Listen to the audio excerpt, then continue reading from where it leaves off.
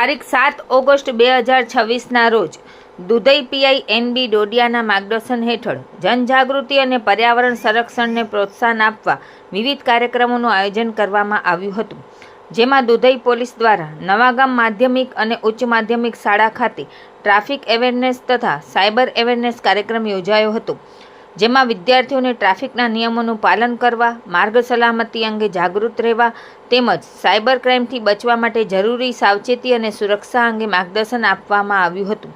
આ ઉપરાંત જખદાદા ગૌશાળા જૂની દુધઈ ખાતે વૃક્ષારોપણ કાર્યક્રમ યોજાયો હતો।